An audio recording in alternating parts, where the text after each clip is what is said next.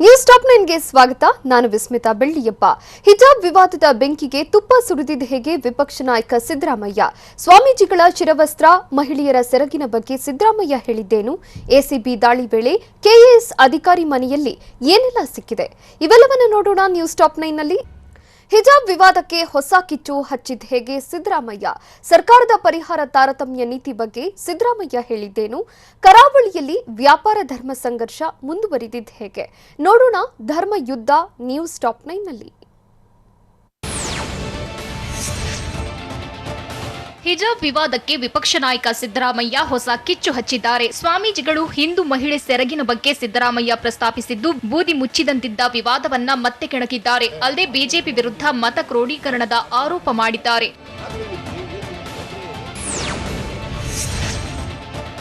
ಹಿಂದೂ ಹೆಣ್ಣು ಮಕ್ಕಳು ತಲೆ ಮೇಲೆ ಬಟ್ಟೆ ಹಾಕಿಕೊಳ್ಳಲ್ವಾ? ಸ್ವಾಮೀಜಿಗಳು ಕೂಡ ತಲೆ ಮೇಲೆ ಬಟ್ಟೆ ಹಾಕಿಕೊಳ್ತಾರೆ. ಸ್ವಾಮೀಜಿಗಳನ್ನ ನೀವು ಯಾರಾದ್ರೂ ಪ್ರಶ್ನೆ ಮಾಡ್ತೀರಾ ಅಂತ ವಿಪಕ್ಷ ನಾಯಕ ಸಿದ್ದರಾಮಯ್ಯ ಪ್ರಶ್ನೆ ಮಾಡಿದ್ದಾರೆ. ಅಲ್ಲದೆ ಹಿಜಾಬ್ ವಿವಾದಕ್ಕೆ ಬಿಜೆಪಿಯ ಕಾರಣ ಎಂದು ಕಿಡಿಕಾರಿದ್ದು ಮುಸ್ಲಿಂ ಹೆಣ್ಣು ಮಕ್ಕಳು ದುಪಟ್ಟ ಹಾಕಿಕೊಂಡ್ರೆ ತಪ್ಪೇನಿದೆ ಅಂತ ಮೈಸೂರಿನಲ್ಲಿ ಹೇಳಿದ್ದಾರೆ. ಪರಿಹಾರದ ಬಗ್ಗೆಯೂ ವಿಪಕ್ಷ ನಾಯಕ ಸಿದ್ದರಾಮಯ್ಯ ಆಕ್ರೋಶ ಹೊರಹಾಕಿದ್ದಾರೆ. ಮುಸ್ಲಿಮರು ಹಿಂದೂಗಳನ್ನ ಕೊಂದ್ರೆ ಹೆಚ್ಚು ಪರಿಹಾರ, ಸಂಘ ಪರಿವಾರ ಅಲ್ಪಸಂಖ್ಯಾತರನ್ನ ಕೊಂದ್ರೆ ಕಡಿಮೆ ಪರಿಹಾರ ಅಂತ ಮೈಸೂರಿನಲ್ಲಿ ಸಿದ್ದರಾಮಯ್ಯ ಗಂಭೀರವಾಗಿ ಆರೋಪಿಸಿದ್ದಾರೆ. ಶಿವಮೊಗ್ಗದ ಹರ್ಷ ಕುಟುಂಬಕ್ಕೆ ಪರಿಹಾರ ನೀಡಿದ ಬಗ್ಗೆ ಸಿದ್ದರಾಮಯ್ಯ ಪ್ರಶ್ನೆ ಮಾಡಿದ್ದು ಸರ್ಕಾರ ಪರಿಹಾರ ಕೊಡುವಲ್ಲಿ ತಾರತಮ್ಯ ಮಾಡ್ತಿದೆ ಎಂದು ಹೇಳಿದ್ದಾರೆ. ಅಲ್ಲದೆ ಈ ರೀತಿ ವರ್ತನೆಯ ಮೂಲಕ ಮತ ಕ್ರೋಢೀಕರಣ ಲೆಕ್ಕಾಚಾರ ಮಾಡ್ತಿದ್ದಾರೆ. ಆದರೆ ಬಿಜೆಪಿಯವರ ಲೆಕ್ಕಾಚಾರ ಉಲ್ಟಾ ಆಗುತ್ತೆ ಎಂದು ಸಿದ್ದರಾಮಯ್ಯ ಹೇಳಿದ್ದಾರೆ. ರಾಜ್ಯದಲ್ಲಿ ವ್ಯಾಪಾರ ನಿರ್ಬಂಧ ಯುದ್ಧ ಭಾರೀ ವಿವಾದ ಸೃಷ್ಟಿಸಿದೆ. ಮುಸ್ಲಿಮರ ವ್ಯಾಪಾರಕ್ಕೆ ನಿರ್ಬಂಧ ಹಾಕಿರುವುದು ತಪ್ಪು, ಮತಗಳ ಕ್ರೋಢೀಕರಣಕ್ಕೆ ಬಿಜೆಪಿ ವಿವಾದ ಸೃಷ್ಟಿಸಿದೆ ಅಂತ ಮೈಸೂರಿನಲ್ಲಿ ಸಿದ್ದರಾಮಯ್ಯ ಹೇಳಿದ್ದಾರೆ. ಮುಸ್ಲಿಮರ ವ್ಯಾಪಾರ ನಿರ್ಬಂಧದ ಹಿಂದೆ ಅಜೆಂಡಾ ಇದೆ. ಕಾಂಗ್ರೆಸ್ ಇಕ್ಕಟ್ಟಿಗೆ ಸಿಲುಕಿಲ್ಲ, ಬಿಜೆಪಿ ಇಕ್ಕಟ್ಟಿಗೆ ಸಿಲುಕಿದೆ. ಬಿಜೆಪಿಯಿಂದ ದ್ವೇಷದ ರಾಜಕಾರಣ ಎಂದು ಸಿದ್ದರಾಮಯ್ಯ ಆರೋಪ ಮಾಡಿದ್ದಾರೆ.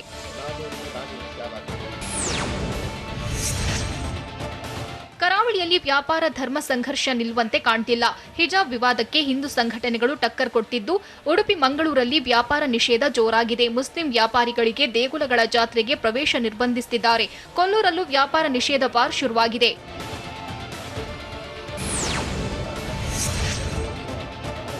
ಉಡುಪಿ ಜಿಲ್ಲೆಯಲ್ಲಿ ಬ್ಯಾನ್ ವಾರ್ ಮತ್ತಷ್ಟು ಕಡೆ ಹಬ್ಬಿದ್ದು ದೇವಾಲಯಗಳಲ್ಲಿ ಮುಸ್ಲಿಂ ವ್ಯಾಪಾರ ನಿಷೇಧ ಅಭಿಯಾನ ಮುಂದುವರೆದಿದೆ. ಕೊಲ್ಲೂರು ಜಾತ್ರೆಯಲ್ಲಿ ಮುಸ್ಲಿಂ ವ್ಯಾಪಾರಿಗಳಿಗೆ ಅವಕಾಶ ನೀಡಬೇಡಿ ಅಂತ ಕೊಲ್ಲೂರು ಪಂಚಾಯಿತಿಗೆ ವಿಶ್ವ ಹಿಂದೂ ಪರಿಷತ್ ಮನವಿ ಸಲ್ಲಿಸಿದೆ. ಹೀಗಾಗಿ ಕೊಲ್ಲೂರು ದೇವಾಲಯದ ವ್ಯವಸ್ಥಾಪನಾ ಸಮಿತಿ ಮುಸ್ಲಿಂ ವ್ಯಾಪಾರಿಗಳ ಜತೆ ಪಂಚಾಯಿತಿ ಅಧ್ಯಕ್ಷರು ಚರ್ಚೆ ನಡೆಸಿದ್ದಾರೆ.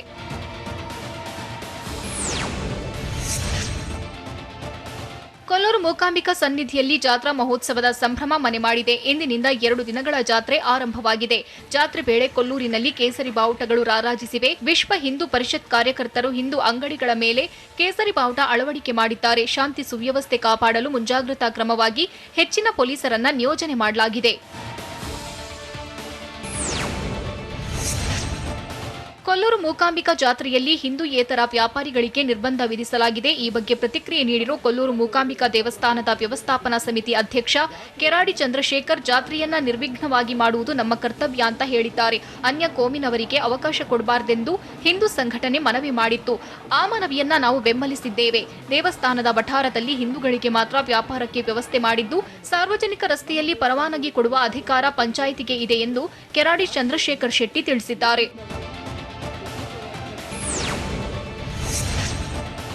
ಕಲಬುರಗಿಗೂ ವ್ಯಾಪಾರ ನಿರ್ಬಂಧ ಸಮರ ಕಾಲಿಟ್ಟಿದೆ. ಅನ್ಯ ಧರ್ಮೀಯರ ಜತೆ ವ್ಯಾಪಾರ ವಹಿವಾಟು ಬೇಡ ಅಂತ ಕಲಬುರಗಿಯ ಶರಣಬಸವೇಶ್ವರ ದೇಗುಲದಲ್ಲಿ ಮಹಿಳಾ ವ್ಯಾಪಾರಿಗಳಿಗೆ ಹಿಂದೂ ಸಂಘಟನೆಗಳ ಕಾರ್ಯಕರ್ತರು ಮನವಿ ಮಾಡಿದ್ದಾರೆ.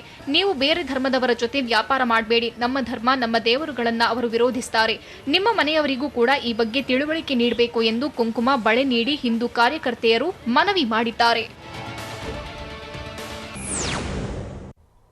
ವಿಪಕ್ಷ ನಾಯಕ ಸಿದ್ದರಾಮಯ್ಯಗೆ ಸಚಿವ ಬಿಸಿ ನಾಗೇಶ್ ತಿರುಗೇಟು ನೀಡಿದ ಹೇಗೆ? ಪಠ್ಯ ಪರಿಷ್ಕರಣೆ ಬಗ್ಗೆ ಶಿಕ್ಷಣ ಸಚಿವರು ಕೊಟ್ಟ ಸ್ಪಷ್ಟನೆಗೇನು? ಕೆಎಎಸ್ ಅಧಿಕಾರಿ ರಂಗನಾಥ್ ಮನೆಯಲ್ಲಿ ಎಸಿಬಿ ತಲಾಶ್ ಹೇಗಿದೆ? ನೋಡೋಣ ಬೆಂಗಳೂರು ನ್ಯೂಸ್ ಟಾಪ್ 9 ನಲ್ಲಿ. ಶಾಲಾ ಪರೀಕ್ಷೆ ವೇಳೆ ಮುಸ್ಲಿಂ ಹೆಣ್ಣು ಮಕ್ಕಳು ದುಪಟ್ಟಾ ಧರಿಸಲು ಅವಕಾಶ ನೀಡುವಂತೆ ಆಗ್ರಹಿಸಿದ ವಿಪಕ್ಷ ನಾಯಕ ಸಿದ್ದರಾಮಯ್ಯಗೆ ಶಿಕ್ಷಣ ಸಚಿವ ಬಿಸಿ ನಾಗೇಶ್ ತಿರುಗೇಟು ನೀಡಿದ್ದಾರೆ.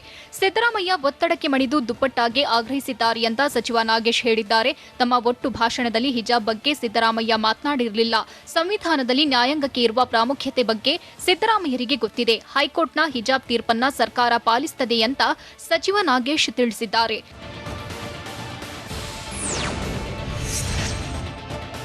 ಪಠ್ಯಪುಸ್ತಕದಲ್ಲಿ ಟಿಪ್ಪು ಇತಿಹಾಸವನ್ನ ಕೈಬಿಡುವ ವಿಚಾರ ಸತ್ಯಕ್ಕೆ ದೂರವಾದದ್ದು ಅಂತ ಬೆಂಗಳೂರಿನಲ್ಲಿ ಶಿಕ್ಷಣ ಸಚಿವ ಬಿಸಿ ನಾಗೇಶ್ ತಿಳಿಸಿದ್ದಾರೆ. ಇತಿಹಾಸದ ಕೆಲ ವಿಚಾರಗಳು ಪಠ್ಯಪುಸ್ತಕದಲ್ಲಿ ಕಡೆಗಣನೆ ಮಾಡಲಾಗಿದೆ. ಹೀಗಾಗಿ ಕಡೆಗಣಿಸಿದ ವಿಷಯವನ್ನ ಪರಿಚಯಿಸಲು ಪ್ರಯತ್ನಿಸುತ್ತಿದ್ದೇವೆ.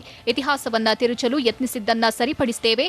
ಪಠ್ಯದಲ್ಲಿ ಯಾವುದೇ ರಾಜಕೀಯ ಬೆರೆಸುವ ಕೆಲಸ ಮಾಡಿಲ್ಲ ಎಂದು ಬಿಸಿ ನಾಗೇಶ್ ಹೇಳಿದ್ದಾರೆ.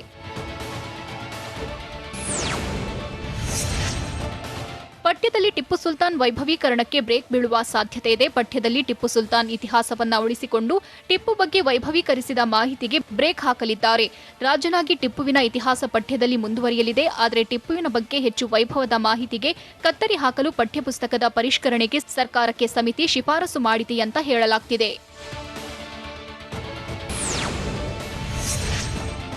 ಹಿಜಾಬ್ ತೀರ್ಪು ನೀಡಿದ್ದ ಜಡ್ಜ್ಗೆ ಜೀವ ಬೆದರಿಕೆ ಪ್ರಕರಣ ಸಂಬಂಧ ತಮಿಳುನಾಡಿನ ತಂಜಾವೂರಿನಲ್ಲಿ ನಿನ್ನೆ 2ನೇ ಆರೋಪಿಯನ್ನ ಬಂಧಿಸಲಾಗಿದೆ. ಈ ಬಗ್ಗೆ ಬೆಂಗಳೂರಿನಲ್ಲಿ ಗೃಹ ಸಚಿವ ಆರಗ ಜ್ಞಾನೇಂದ್ರ ಹೇಳಿಕೆ ನೀಡಿದ್ದಾರೆ.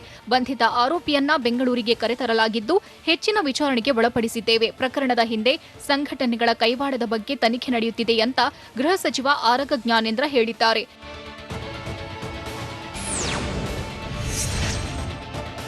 ಹಿಜಾಬ್ ಕಾಂಗ್ರೆಸ್ ಪ್ರೇರಿತ ಸಮಸ್ಯೆ ಅಂತ ಬಿಜೆಪಿ ಶಾಸಕ ಬಸನಗೌಡ ಪಾಟೀಲ್ ಯತ್ನಾಳ್ ಆರೋಪಿಸಿದ್ದಾರೆ. ಕಾಂಗ್ರೆಸ್ಸಿಗರು ವ್ಯವಸ್ಥಿತವಾಗಿ ಪ್ರಚೋದನೆ ಮಾಡುತ್ತಿದ್ದಾರೆ. ಸಿದ್ದರಾಮಯ್ಯ ಹಿಂದೂಗಳ ಅವಹೇಳನ ಮಾಡ್ತಾರೆ, ಮುಸ್ಲಿಮರ ತುಷ್ಟೀಕರಣ ಮಾಡ್ತಾರೆ. ಹಿಂದೂ ಧರ್ಮವನ್ನ ಅವಹೇಳನ ಮಾಡುವುದೇ ಅವರ ಕೆಲಸ ಎಂದು ಸಿದ್ದರಾಮಯ್ಯ ವಿರುದ್ಧ ಯತ್ನಾಳ್ ವಾಗ್ದಾಳಿ ನಡೆಸಿದ್ದಾರೆ.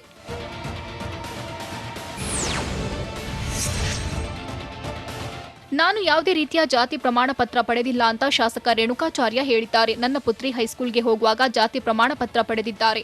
40 ಲಕ್ಷ ರೂಪಾಯಿ ಕೂಡ ಪಡೆದಿದ್ದೆ ಎಂದು ಆರೋಪ ಮಾಡಿದ್ದಾರೆ. ಈ ಬಗ್ಗೆ ಕೋರ್ಟ್ನಲ್ಲಿ ಮಾನನಷ್ಟ ಮೊಕದ್ದಮೆ ಹೂಡ್ತೇನೆ. ನಾನು ಯಾವುದೇ ರೀತಿಯ ಸರ್ಕಾರದ ಸೌಲಭ್ಯ ಪಡೆದಿಲ್ಲ. ಸಿಎಂ ಬೊಮ್ಮಾಯಿ, ಕಾನೂನು ಸಚಿವರು ಮತ್ತು ಗೃಹ ಸಚಿವರು ಬೇಕಾದರೆ ಈ ಬಗ್ಗೆ ಪರಿಶೀಲನೆ ಮಾಡಲಿ ಅಂತ ಶಾಸಕ ರೇಣುಕಾಚಾರ್ಯ ಹೇಳಿದ್ದಾರೆ.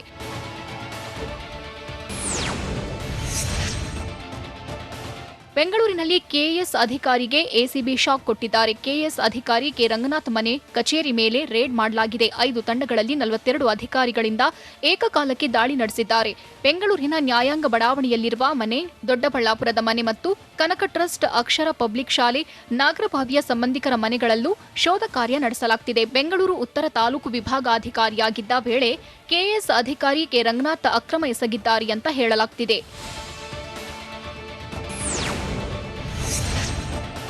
ಕಳೆದ 3 ದಿನಗಳ ಹಿಂದಷ್ಟೇ ಕೆಎಎಸ್ ಅಧಿಕಾರಿ ಕೆ ರಂಗನಾಥ್ ವಿರುದ್ಧ ರಾಜ್ಯ ಸರ್ಕಾರ ತನಿಖೆಗೆ ಆದೇಶ ನೀಡಿತ್ತು.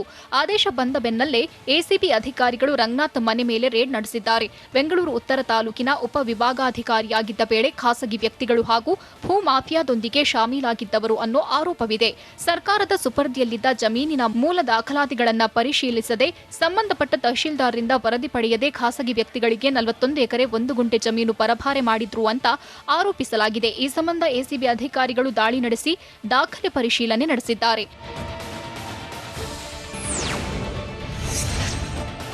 ಎಸಿಬಿ ದಾಳಿ ವೇಳೆ ಕೆಎಎಸ್ ಅಧಿಕಾರಿ ಕೆ ರಂಗನಾಥ್ ಮನೆಯಲ್ಲಿ ಭಾರೀ ಪ್ರಮಾಣದ ಚಿನ್ನ ಪತ್ತೆಯಾಗಿದೆ ಎನ್ನಲಾಗ್ತಿದೆ. ಈ ಬಗ್ಗೆ ಪರಿಶೀಲನೆಗೆ ಮುಂದಾಗಿರುವ ಎಸಿಬಿ ಅಧಿಕಾರಿಗಳು ರಂಗನಾಥ್ ಮನೆಗೆ ಅಕ್ಕಸಾಲಿಗನನ್ನ ಕರೆಸಿದ್ದಾರೆ. ಭಾರೀ ಪ್ರಮಾಣದ ಚಿನ್ನವನ್ನ ತೂಕ ಮಾಡಲು ತೂಕದ ಯಂತ್ರದೊಂದಿಗೆ ಅಕ್ಕಸಾಲಿಗನನ್ನ ಕರೆಸಿದ್ದಾರೆ. ಸಿದ್ದರಾಮಯ್ಯ ಸ್ವಾಮೀಜಿಗಳ ಕ್ಷಮೆ ಕೇಳಬೇಕು ಅಂತ ಆಗ್ರಹಿಸಿದ್ದು ಯಾರು? ಮುಂದಿನ ಚುನಾವಣೆಗೆ ಕೊನೆ ಅಂತ ಸಿದ್ದರಾಮಯ್ಯ ಹೇಳಿದ್ದೇಕೆ? ಹಣಕಾಸಿನ ಮುಗ್ಗಟ್ಟಿಗೆ ಶ್ರೀಲಂಕಾ ವಿಲವಿಲನೆ ಒದ್ದಾಡ್ತಿರುವುದು ಹೇಗೆ? ನೋಡೋಣ ಸಮಗ್ರ ನ್ಯೂಸ್ ಟಾಪ್ 9ನಲ್ಲಿ. ಹಿಜಾಬ್ ಕುರಿತ ಸಿದ್ದರಾಮಯ್ಯ ಹೇಳಿಕೆಗೆ ಶಿಕ್ಷಣ ಸಚಿವ ಬಿಸಿ ನಾಗೇಶ್ ಗರಂ ಆಗಿದ್ದು, ಸ್ವಾಮೀಜಿಗಳಲ್ಲಿ ಕ್ಷಮೆ ಕೇಳಬೇಕು ಅಂತ ಆಗ್ರಹಿಸಿದ್ದಾರೆ. ಸಿದ್ದರಾಮಯ್ಯ ವೋಟ್ ಬ್ಯಾಂಕ್ ಪಾಲಿಟಿಕ್ಸ್ ಮಾಡ್ತಿದ್ದಾರೆ. ಹಿಜಾಬ್ ವಿಚಾರಕ್ಕೆ ಸ್ವಾಮೀಜಿಗಳನ್ನ ಎಳೆಯಬಾರದು. ಸಿದ್ದರಾಮಯ್ಯ ಕ್ಷಮೆ ಕೇಳಲೇಬೇಕು ಎಂದು ಶಿಕ್ಷಣ ಸಚಿವ ನಾಗೇಶ್ ಒತ್ತಾಯಿಸಿದ್ದಾರೆ. ಶಾಸಕ ರೇಣುಕಾಚಾರ್ಯ ಪುತ್ರಿ ಜಾತಿ ಪ್ರಮಾಣ ಪತ್ರ ವಿಚಾರವಾಗಿ ಸರ್ಕಾರ ಕ್ರಿಮಿನಲ್ ಕೇಸ್ ದಾಖಲಿಸಬೇಕು ಎಂದು ಸಿದ್ದರಾಮಯ್ಯ ಹೇಳಿದ್ದಾರೆ. ಜಂಗಮ ಸಮುದಾಯದ ರೇಣುಕಾಚಾರ್ಯ ತನ್ನ ಪುತ್ರಿಗೆ ಎಸ್ಸಿ ಅಂತ ಪ್ರಮಾಣ ಪತ್ರ ಪಡೆದಿದ್ದಾರೆ. ಇದನ್ನ ಸರ್ಕಾರ ಸಮರ್ಥಿಸುವುದು ಕಾನೂನು ಬಾಹಿರ ಕೆಲಸಕ್ಕೆ ಪ್ರೋತ್ಸಾಹ ಕೊಟ್ಟಂತೆ ಆಗುತ್ತೆ. ರೇಣುಕಾಚಾರ್ಯರನ್ನ ಸಿಎಂ ರಾಜಕೀಯ ಕಾರ್ಯದರ್ಶಿ ಸ್ಥಾನದಿಂದ ವಜಾ ಮಾಡಬೇಕು. ಅದನ್ನ ಬಿಟ್ಟು ಸರ್ಕಾರವೇ ಸಮರ್ಥಿಸಿಕೊಂಡ್ರೆ ಏನ್ ಮಾಡಬೇಕು ಹೇಳಿ ಅಂತ ಸಿದ್ದರಾಮಯ್ಯ ಪ್ರಶ್ನೆ ಮಾಡಿದ್ದಾರೆ.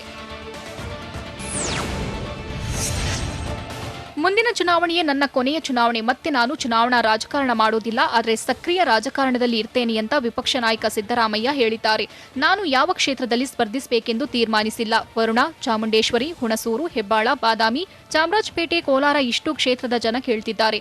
ನನಗೆ ರಾಜಕೀಯ ಪುನರ್ಜನ್ಮ ಸಿಕ್ಕಲ್ಲಿಯೇ ಸೋಲಿಸಿದ್ರು, ಹಾಗಂತ ಬೇಸರ ಮಾಡಿಕೊಳ್ಳೋದಕ್ಕೆ ಆಗೋದಿಲ್ಲ ಎಂದು ಮೈಸೂರಿನ ಸಿದ್ದರಾಮನ ಹುಂಡಿಯಲ್ಲಿ ಸಿದ್ದರಾಮಯ್ಯ ಹೇಳಿದ್ದಾರೆ. ಭಯೋತ್ಪಾದಕರ ಹೆಸರಿನಲ್ಲಿ ಸೈನಿಕರನ್ನ ಕೊಂದಿದ್ದು ಬಿಜೆಪಿಯವರೇ ಅಂತ ಮಾಜಿ ಸಚಿವ ಶಿವರಾಜ್ ತಂಗಡಗಿ ವಿವಾದಾತ್ಮಕ ಹೇಳಿಕೆ ನೀಡಿದ್ದಾರೆ. ಕೊಪ್ಪಳದಲ್ಲಿ ಡಿಜಿಟಲ್ ಸದಸ್ಯತ್ವ ಅಭಿಯಾನ ಕಾರ್ಯಕ್ರಮದಲ್ಲಿ ಮಾತನಾಡಿದವರು, ಆರ್ಡಿಎಕ್ಸ್ ಬಾಂಬ್ ಹೇಗೆ ಬಂತು, ನೀವು ಸರ್ಕಾರ ಮಾಡ್ತಿರೋ ದನ ಕಾಯ್ತಿರೋ ಎಂದು ಆಕ್ರೋಶ ಹೊರಹಾಕಿದ್ರು. ಅಲ್ಲದೆ ಚುನಾವಣೆ ಬಂದ ತಕ್ಷಣ ಇವರಿಗೆ ಪಾಕಿಸ್ತಾನ ಸೈನಿಕರು ನೆನಪಾಗ್ತಾರೆ, ದೇಶದಲ್ಲಿ ಸರ್ಕಾರವೇ ಸಿನಿಮಾ ಮಾಡೋ ಪರಿಸ್ಥಿತಿ ಬಂದಿದೆ ಅಂತ ಹೇಳಿದ್ರು.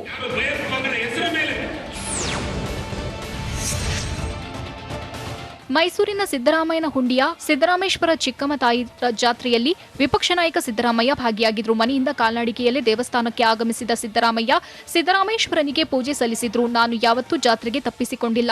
ಸಚಿವನಾಗಿದ್ದಾಗಲೂ ಜಾತ್ರೆಗೆ ಬಂದಿದ್ದೆ, ಸಿಎಂ ಆಗಿದ್ದಾಗಲೂ ಬಂದಿದ್ದೆ, ಈಗಲೂ ಜಾತ್ರೆಗೆ ಬಂದಿದ್ದೇನೆ ಅಂತ ಸಿದ್ದರಾಮಯ್ಯ ತಿಳಿಸಿದ್ರು.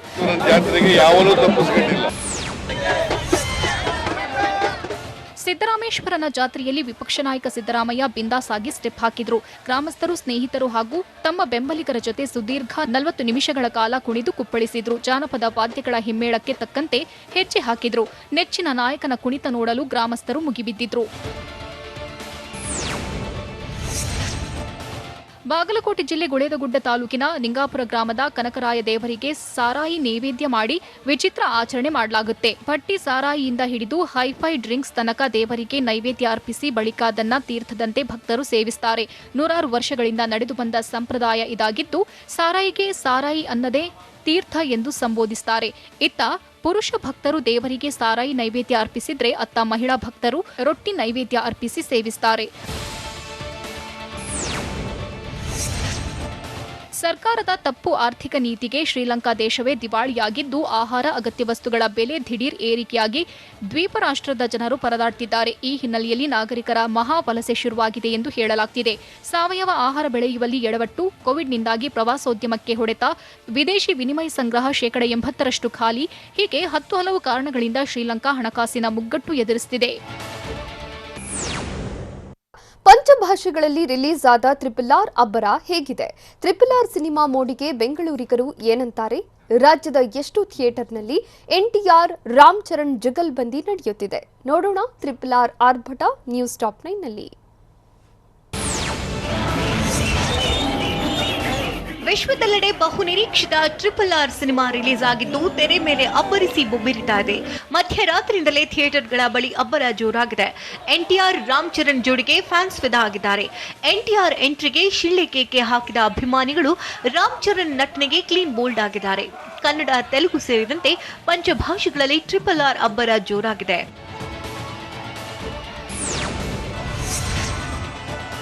RRR ಸಿನಿಮಾಗೆ ಅಭಿಮಾನಿಗಳು ಬಹುಪರಾಕೆಂದಿದ್ದಾರೆ. ರಾಜ್ಯದ ಬಹುತೇಕ ಎಲ್ಲಾ ಥಿಯೇಟರ್ಗಳಲ್ಲಿ ಟಿಕೆಟ್ ಸೋಲ್ಡ್ ಔಟ್ ಆಗಿದೆ. ಆನ್ಲೈನ್ ಮೂಲಕ ಎಲ್ಲ ಟಿಕೆಟ್ ಬುಕಿಂಗ್ ಆಗಿದೆ. ಇಂದು ಒಟ್ಟು 8 ಶೋಗಳಲ್ಲಿ RRR ಸಿನಿಮಾ ಅಬ್ಬರಿಸ್ತಾ ಇದೆ.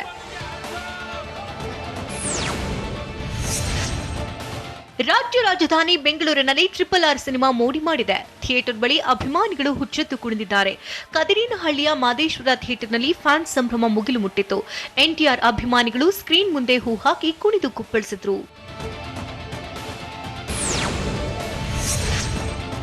ರಾಜ್ಯದಲ್ಲಿ RRR ದುನಿಯಾ ಸಖತ್ ಹವಾ ಸೃಷ್ಟಿಸಿದೆ. ರಾಜ್ಯದ 450 ಥಿಯೇಟರ್ಗಳಲ್ಲಿ RRR ರಿಲೀಸ್ ಆಗಿದ್ದು, ಮಲ್ಟಿಪ್ಲೆಕ್ಸ್ ಸೇರಿದಂತೆ ಒಟ್ಟು 450 ಸ್ಕ್ರೀನ್ಗಳಲ್ಲಿ ಅಬ್ಬರಿಸ್ತಾ ಇದೆ. 170ಕ್ಕೂ ಸಿಂಗಲ್ ಸ್ಕ್ರೀನ್ಗಳಲ್ಲಿ RRR ಆರ್ಭಟಿಸ್ತಾ ಇದೆ. ಬೆಂಗಳೂರಿನಲ್ಲಿ ಮಧ್ಯರಾತ್ರಿಯಿಂದಲೇ ಹಂಗಾಮ ಶುರುವಾಗಿದ್ದು, ಟಿಕೆಟ್ ಸೋಲ್ಡ್ ಔಟ್ ಆಗಿದೆ.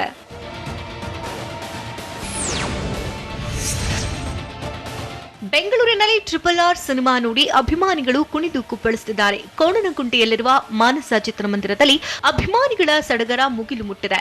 ಥಿಯೇಟರ್ ಮುಂಭಾಗ ಪಟಾಕಿ ಹೊಡೆದು ಸಂಭ್ರಮಿಸಿ ಅಭಿಮಾನಿಗಳು ಸಿನಿಮಾ ಪೋಸ್ಟರ್ಗೆ ದೃಷ್ಟಿ ತೆಗೆದು ಕುಂಬಳಕಾಯಿ ಹೊಡೆದಿದ್ದಾರೆ. ಸಿನಿಮಾ ನೋಡಿ ಹೊರಬರ್ತಾ ಇರುವಂತಹ ಫ್ಯಾನ್ ಸಿನಿಮಾ ಸೂಪರ್ ಅಂತ ರಿಯಾಕ್ಷನ್ ಕೊಡ್ತಿದ್ದಾರೆ.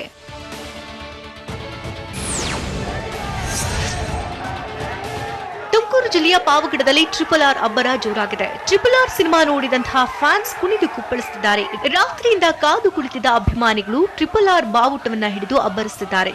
ಜೂನಿಯರ್ NTR ಫ್ಲೆಕ್ಸ್ಗೆ ಹಾಲಿನ ಅಭಿಷೇಕ ಮಾಡಿದ್ದು ಪಾವಗಡದ ಮಾರುತಿ ಥಿಯೇಟರ್ನಲ್ಲಿ ಚಿತ್ರಕ್ಕೆ ಅದ್ಧೂರಿ ಸ್ವಾಗತ ಕೋರಿದ್ದಾರೆ.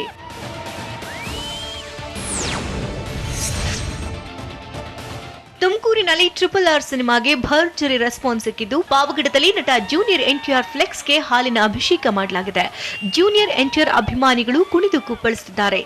ಜೈ NTR ಅಂತ ಘೋಷಣೆ ಕೂಗಿ ಸಂಭ್ರಮಿಸಿದ್ದಾರೆ. RRR ಸಿನಿಮಾವನ್ನ ಅಭಿಮಾನಿಗಳು ಅದ್ಧೂರಿಯಾಗಿ ಸ್ವಾಗತಿಸಿದ್ದಾರೆ.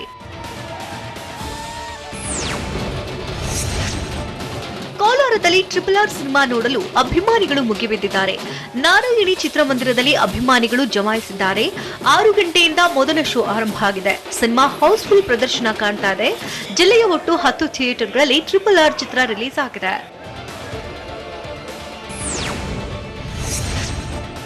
ಕೋಲಾರದಲ್ಲಿ RRR ಅಭಿಮಾನಿಗಳ ಸಂಭ್ರಮ ಜೋರಾಗಿದ್ದು ಜೂನಿಯರ್ NTR ಜೊತೆಗೆ ಪುನೀತ್ ರಾಜ್ಕುಮಾರ್ ಕಟೌಟ್ ಅನ್ನ ಮೆರವಣಿಗೆ ಮಾಡಿದ್ದಾರೆ. ಬೆಳ್ಳಿ ರಥದಲ್ಲಿ ಕೋಲಾರ ನಗರದ ಪ್ರಮುಖ ರಸ್ತೆಗಳಲ್ಲಿ ಅದ್ಧೂರಿ ಮೆರವಣಿಗೆ ಮಾಡಿದ್ದಾರೆ.